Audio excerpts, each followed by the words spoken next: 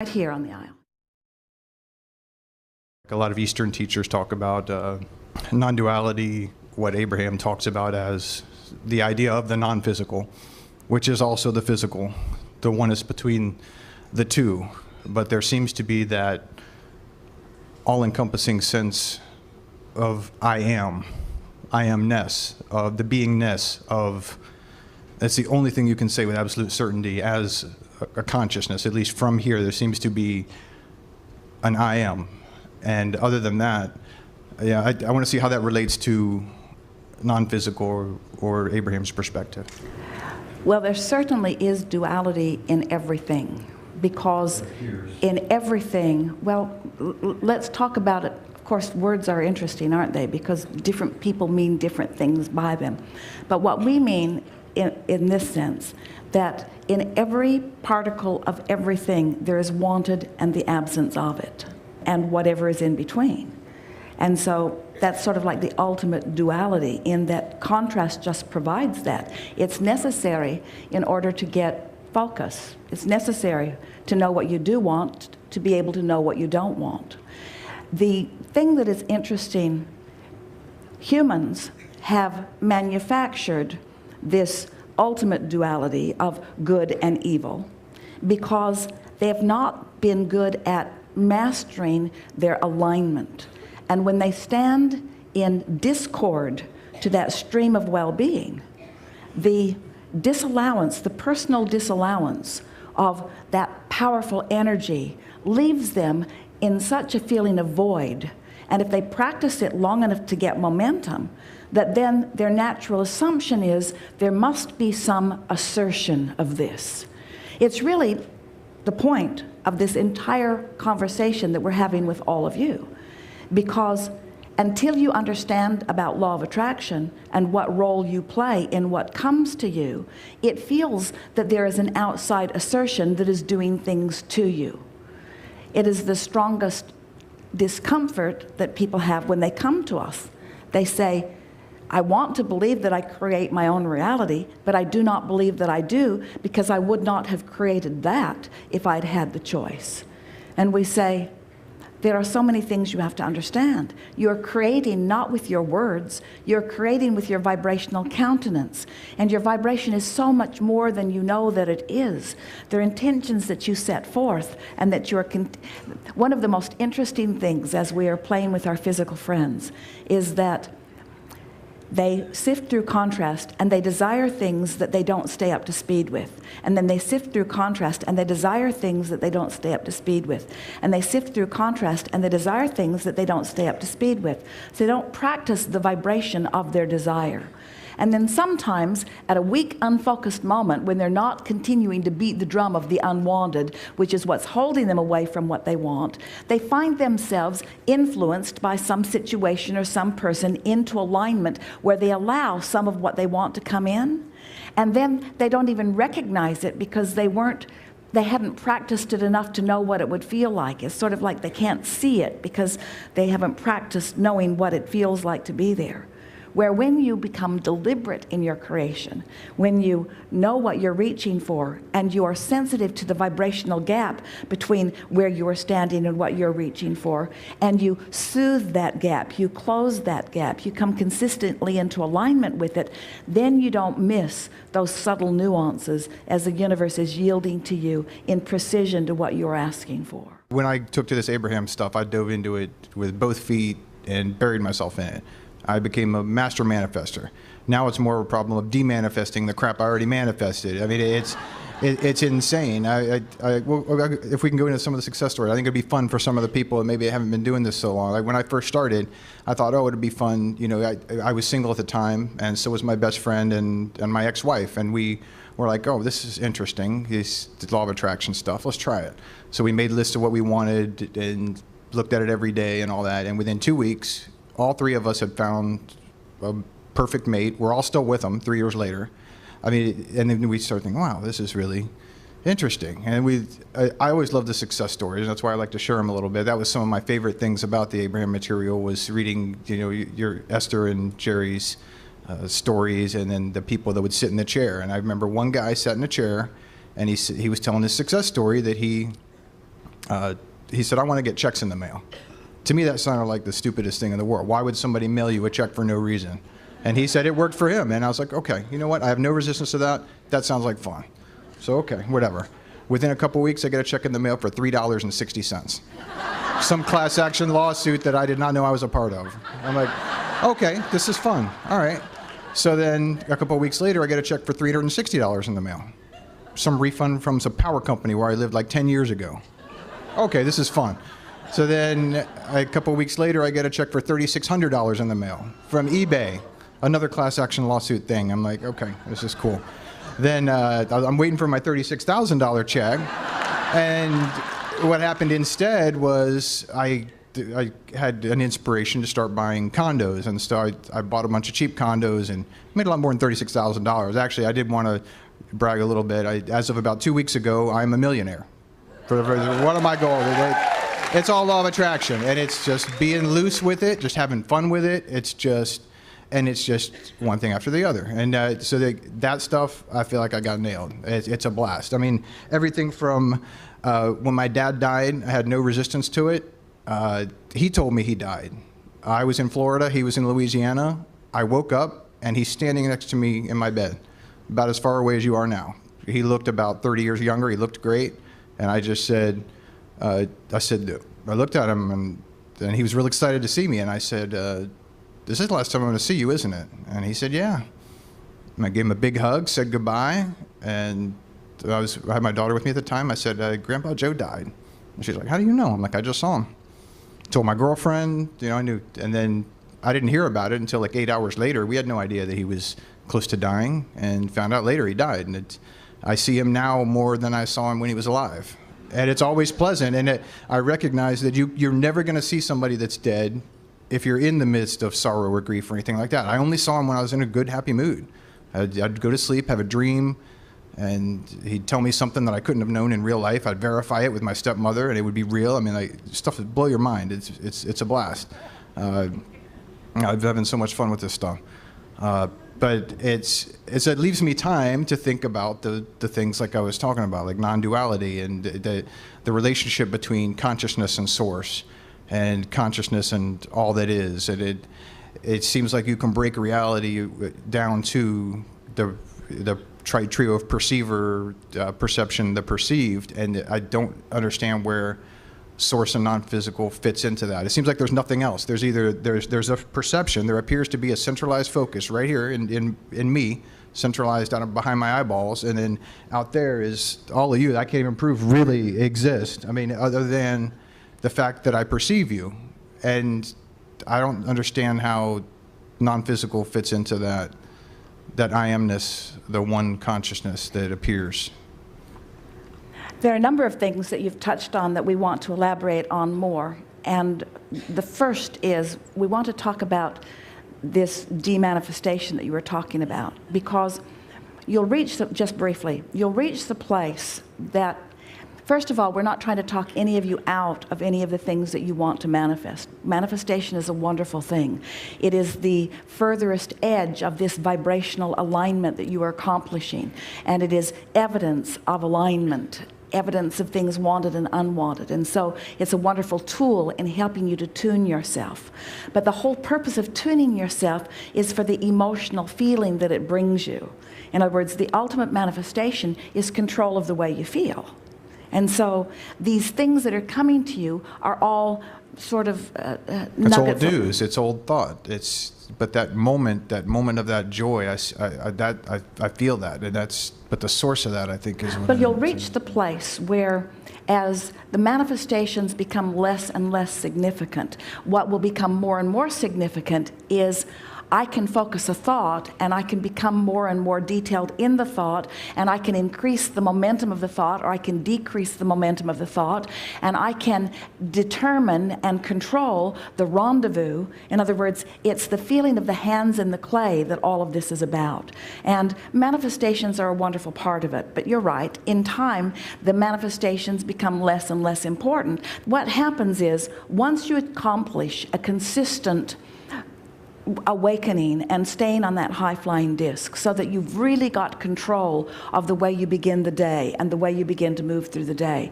The first indication that you've really got that going on the way you want it is that the emotion that comes to you is like the first manifestation. And what could be more manifestation-like than something visceral right in your body, the way you feel? And so that's the first thing that comes. Now, of course, the feeling comes in response to the thought. So to be really accurate, we have to say to you, the thought which accomplished the alignment came first. But once you've got that going on, then the emotions that follow are your next awareness of manifestation. The next thing that happens is steady streams of thought begin to flood into your mind from your past, from future experiences even. You begin to rendezvous with your own good ideas. And along with that comes sensations of clarity. Now, clarity feels more like a thinking experience, and yet clarity really is an emotional experience. It feels so good to be clear-minded. And when you put it, juxtaposition it with the feeling of confusion, that's when you really feel that clarity of knowing what to do. Esther's been describing her greatest discomfort for recently has been her own split energy, not being able to decide what to do about something. That's a really uncomfortable place to be. And what she's beginning to discover more and more is a clarity is there. And we're going to talk, that's the second part of your question. We're going to talk about that in a little more detail soon. But so here is this first order of business, which is emotion, to let you know you're in alignment. And then thoughts begin coming. But then the next thing, the animals begin to interact with you in a more emphatic way. And then humans begin to interact with you in a more emphatic way. Things begin to manifest in your experience, like cars in your garage and so forth. But the first signs of your alignment really, after a while, become the ones that you're reaching for most. Because as you come to know, there are a limit to how many things you want to carry around and keep clean and ensure. And it is I not had why to manifest a desire to have more desires. I ran out of things to want. Well, what happens is you will never run out of, well, in terms of things, but there is no ending to how that continues to unfold. Once you get on this roll of things, you'll begin to find yourself just salivating over pondering something that you've never pondered in this way before, and the feeling of clarity that then comes in. Now, you've tied two very significant things together. So here's where we're wanting to go with this. And that's what you were asking about earlier. So you were source energy before you came into this body, and blah, blah, blah. You all know that. You've heard it from us so many times. You know what you don't want, you know what you do want, and you are launching these rockets of desire. And as you launch those rockets of desire, this non-physical part of you expands. Now, at any time, you can come into alignment with that expansion. But when you have what you are calling your death experience, we disrespectfully call it your croaking experience since there is no death, and you reemerge into the fullness of all that you are, that's a really exhilarating experience because you leave behind all resistance of any kind, and you come into your clarity and into the fullness of who you are. Now, for those of you who are remaining here in physical form, once you've known someone who has made their transition, you have access to them in their highest flying state of being, provided you are on that high flying disc as well. That's the only way you're going to see them. Well, you can see the thought forms of them, in other words, because as they were banging around in their physical form, they set forth all kinds of things that they were. In other words, you could be on a lower flying disc and pick up on a thought form of someone who has made their transition, but you're not picking up on who they now are. Because without exception, when they reemerge into non-physical, they become that pure, positive energy. But the thing that we really want you to understand is that they are still, in fact, more interested in what was going on in their life experience once they make their transition. In other words, we really want to ask you all, what do you all think we're thinking about? That's the point about the non-duality If you are the question. leading edge of thought, and you are, and your life experience is causing you to be on the front edge of expansion, and you keep asking for more things that have never been asked for before, and we ride the rocket of what you're asking for, doesn't it seem logical to you that we would have some interest in the manifestation, the realization, the demonstration that comes forth to you? We're in on all of that. And so a large amount of the clarity that you are all coming to is because of the momentum that we have garnered from the momentum that we are. as cooperative components to the things that you care about. But it is only when you have achieved and consistently maintained that high-flying vibration that you begin to have constant, steady, secure, meaning you can find it anytime you want to, access to that non-physical thought.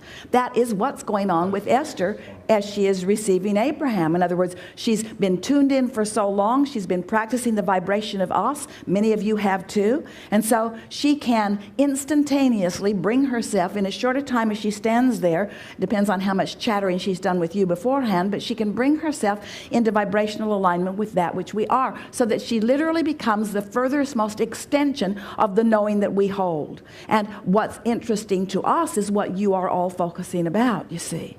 So this non-physicalness is always integrated with the physical. It always has been, and it always will be. You have legions, you have gestalts, you have more non-physical energy backing you up, consciousness backing you up. And every part of it you could identify if you were refined enough in your vibrational awareness to know that. We're just saying to you, there are a lot of us interested in what you've got going on, but you've got to be in the frequency to have awareness of it. Now, whether you're in that frequency or not does not mean that we cannot be in awareness of you, but the benefit to you is all about what you're doing vibrationally.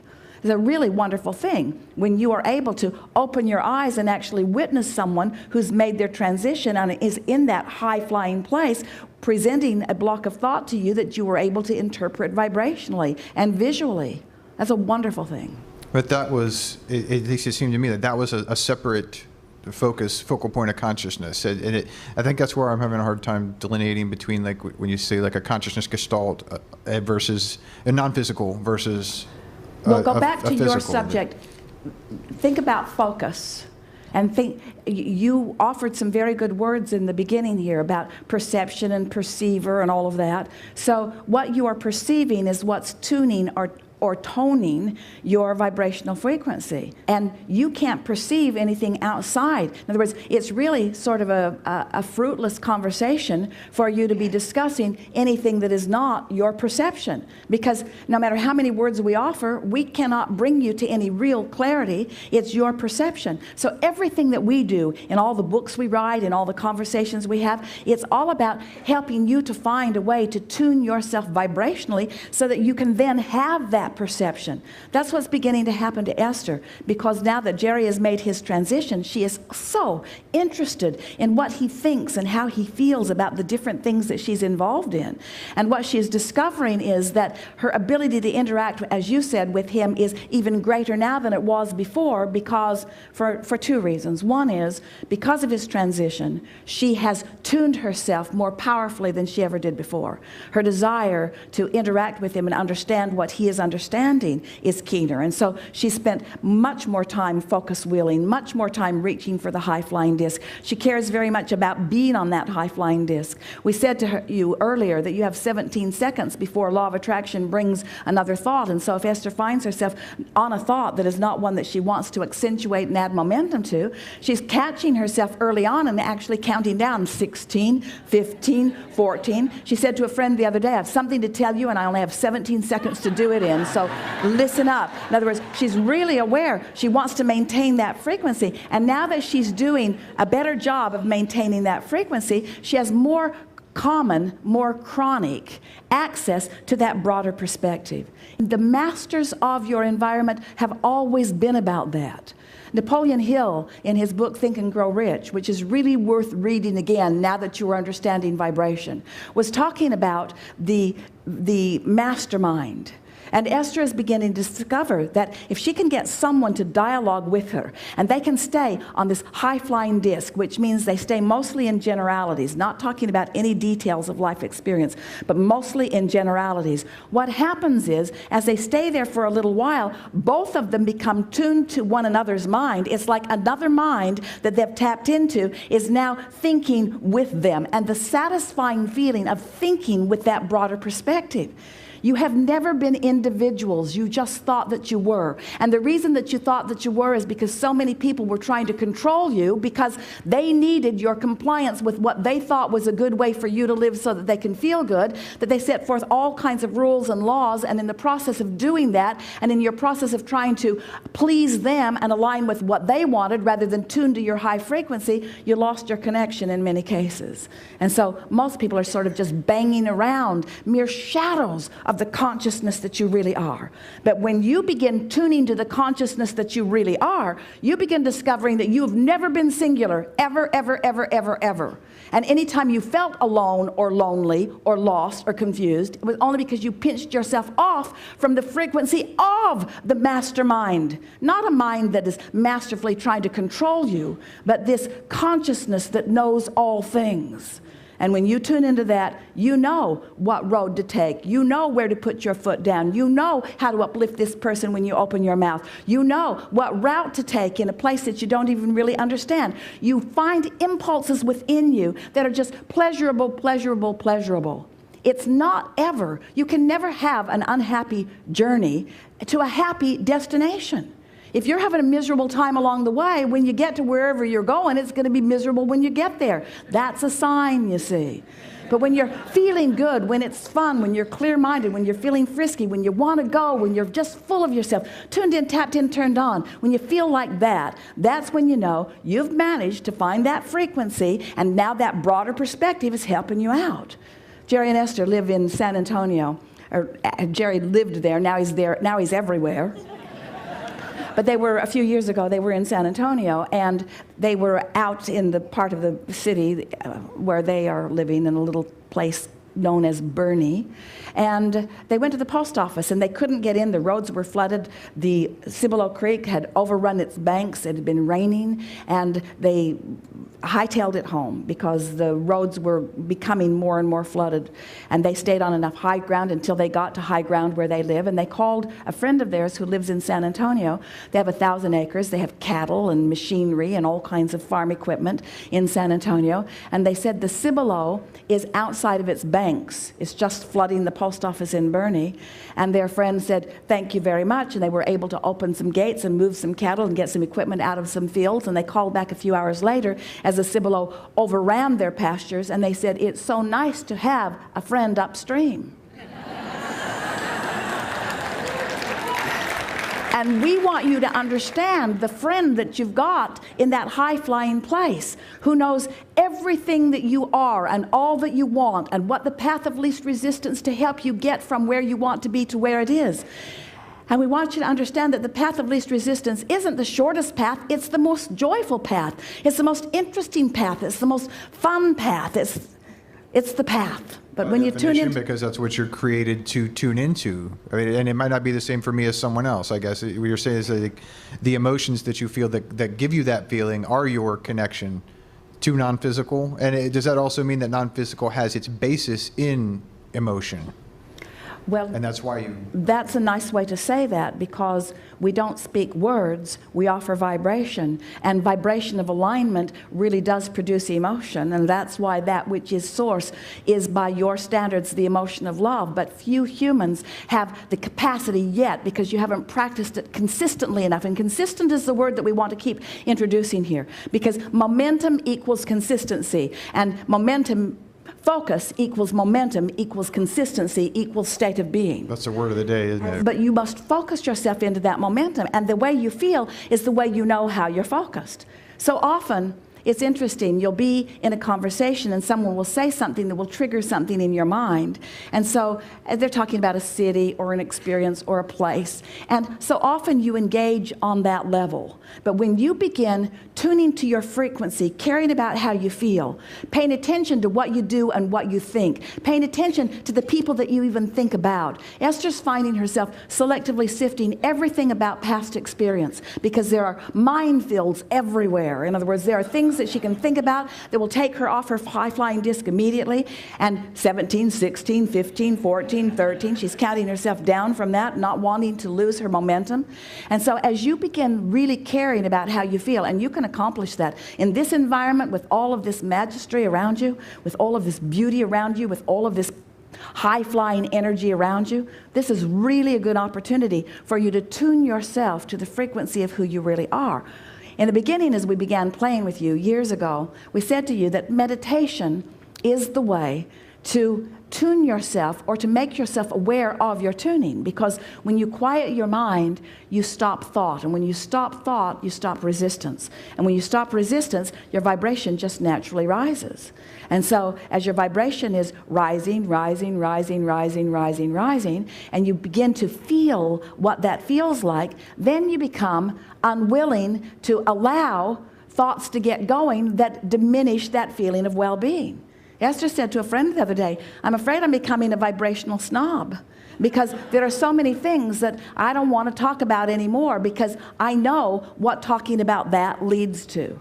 And so as you care infinitely and ultimately, mostly, about how you feel, it all sorts itself out in a really wonderful way. Now, there's something left undone there. What is it? I think it's still that connection between the sense of I am, the sense of the consciousness that you are. Well, you're not ever going to feel like I am. You're not ever going to feel that unless you are. In other words, it really is that high-flying disc and maintaining it consistently. It's a state of being. Because what a perfect word, because when you are in that frequency, then you are vibrationally aligned with all that that is. I think the harder part is to understand how we ever mistake ourselves for not being it. Well, when it's your it doesn't basis. matter, because, well, here's why. You said, I'll go forth and I'll sift and sort, and I'll discover things that I want. And so in the discovery of something that is beyond, in other words, it's feel how it feels to be completely satisfied. You all think that you want that. Oh, won't it be nice when I have everything that I want? No, you'll really be dead, and there's not that kind of dead. Wouldn't it be nice to have everything that I want? And what you're really saying, what the discord that you're really feeling is, to desire something that I'm not vibrationally up to speed with causes resistance in my vibrational countenance that is uncomfortable. So the key is to figure out how to not introduce that resistance even though it hasn't manifested yet, because it's the resistance that you don't want. It's the alignment, the feeling of alignment that you do want. So that's what we were getting at, and you were getting at it also, is that everything that you want, everything that, whether it's a material object or a state of being or a relationship or a pile of money, a circumstance and an event, anything that you want or anything that anyone wants or has ever wanted or ever will want, is because you think you will feel better in the having of it. So once you figure out how to tune yourself to that frequency that feels good, then you can, that's why we start every seminar in that way. Do you know what you want? Do you know what you want? Are you okay with knowing it, even though it hasn't manifested or demonstrated itself to you? Because once you reach that place that you don't need the actualization of it, because the alignment with it feels so satisfying to you, now two things happen. First, you feel good all the time, and next, everything that you want flows easily into your experience until you begin talking about demanifesting. I've got more clutter around me than I need. Most people are trying to fill the void of not being in alignment with stuff.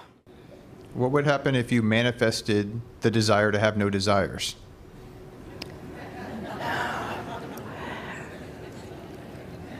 That is the screwiest question that we've ever heard,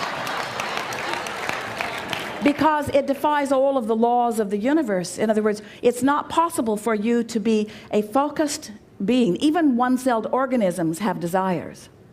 What's funny is that like in Eastern thought, there's some of these supposed gurus that say stuff like that, and they're saying, you know, in the desirelessness, your true self arises, and that's the only way to. In the what? In the what? Desirelessness. Well, what they're talking about is not desirelessness. It's wantinglessness. It's discord with desire that they're talking about. Because when you say, I desire something, there's an implication that there's something unfinished that is wanted. And we want you to understand that there will always be that which is unfinished that is wanted. But when you're in alignment with where you are, satisfied with what is and eager for more is the idyllic situation. Let's chew over this just a little bit more. Desirelessness. Yeah, it's So you're and saying it's that, tempting to look because you start to look in there and you start to feel this. You're trying to look into consciousness and see where your own consciousness comes from, whether this sense of I am or this, and you're going to have to drop part of that perceiver, perception, perceived dynamic in order to try to reflect back to yourself. Is that where we're getting mixed up? Yeah. Hear this. We know there are a lot of people that have said a lot of things. There are endless religions, and since words don't teach is a very good thing, show yourself this. Just try this for a little while and see what it feels like. You've already done it, so you'll understand this completely, what we're talking about. So, do you accept that you are living in a vibrational universe? And does it sort of kind of make sense that you are a vibrational being in a vibrational universe? And have you accepted yet that your emotions really are an indicator? Have you had enough trial and error experience to show yourself that when you're in alignment with who you are, you feel great, and when you're not, you don't? Have you shown yourself that? So if you've come that far, then you can take it all the way, because now all that you have to do is acknowledge that source energy is on your side and in your vortex. And so life's going to constantly cause you to ask for something, and as you care mostly about how you feel, and so you decide, all right, Abraham, I'll play your silly game. I'm going to go to bed tonight, and I'm going to acknowledge that while I sleep, my momentum will stop, because my point of attraction isn't active when my mind isn't active. So when I awaken in the morning, I'm going to acknowledge that I'm awake, and I'm going to acknowledge that I'm in a good place, that I'm on a high-flying disc. And I'm going to watch those early thoughts that come. In other words, you can't start yelling at your kids right away. You can't start worrying about what traffic's going to be like. And don't bring the problem that you had yesterday into day-to-day and think about it. Try to let this be a fresh start, like pushing the reset button.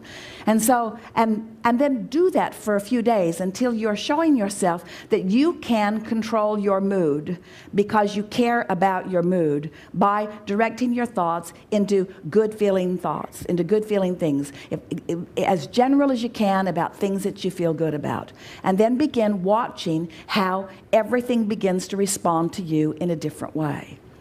And as you play this game, more and more and more, your clarity, it's the momentum of it. In other words, everyone can have a high moment. You can listen to a song, it'll take you right up there, and the next minute you're yelling at your kids again. In other words, it's the up and down, up and down, up and down that keeps you from gathering the momentum that we're really talking about.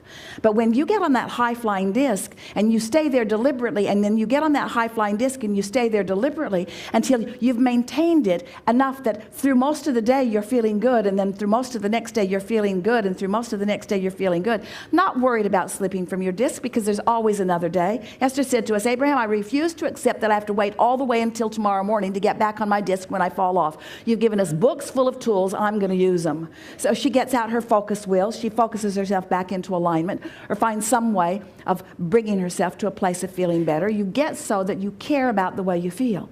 So as you maintain this more and more consistently, what begins to happen is you begin to feel the alignment that you have with that broader perspective. And your sensation of clarity just goes through the roof. Suddenly you know things that you have no logical reason to know. You just intuitively are moving in the right direction. You find yourself just rendezvousing with things that matter to you. It feels like a magical state of being. It's not magical, it's the way you are meant to feel. So your question is, well, how did so many of us get so far from that? And we say, because you came into an environment deliberately wanting to sift through the variety in order to define what you want. If you have not been the one who has defined what you want, then there can be no satisfaction in the coming into alignment with it or in the realization of it, you see. You are the creator of your own reality. And when you become that hands in the clay, deliberate creator of your own reality, where you think a thought and you recognize that it's causing a diminishment in the way you feel, so you change it, you augment it, you abridge it, you add to it, you amend it, you deliberately define it, and then you feel the ease within you as you come into alignment, and with that ease then comes clarity. Once you begin becoming a master of this energy alignment, and we are knowing that that's the reason that you've traveled so far to play with us under these conditions. You are the masters of this. You are the ones most logical and most likely to tune yourself to these frequencies and maintain that alignment so that you're walking around in clarity, seeing through the eyes of Source, feeling good about things, being the influencer that uplifts, walking among those who may not understand it, not following with your empathetic thoughts, not letting them control the vibration of you. Garnering the momentum, the energy that creates worlds is a huge momentum that you have at your back. Esther's been, she says, it feels like I've got this wave at my back. It feels like all things that are necessary are at my back, and all I have to do is focus myself in the direction of something, and that energy comes forth and the clarity comes. Not somebody doing it for her. That's not fun. You want to define it. You want to find it. You want to find the nuggets. You want to find the nugget, and then you want to align with the energy that provides the avenue, the path for the fulfillment of it. Deliberate creation in physical time, space, reality. It's the best of all worlds, and it's why not only you are here, it's why all of us are here as well, you see.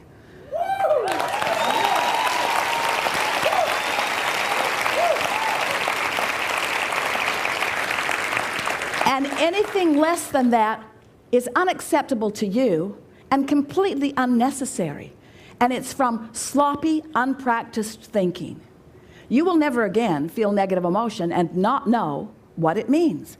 Right now, I'm focused in a way that is so far apart from who I really am and what I really want that I'm experiencing this visceral feeling of disconnection is too strong a word, but I'm pinching myself off. Pinching myself off from what? From clarity of the path. From what else? From the feeling of the energy. What does that mean? That means your physical body is not experiencing all of the benefit that it could. That means anybody in your surroundings is not benefiting in the way that they could.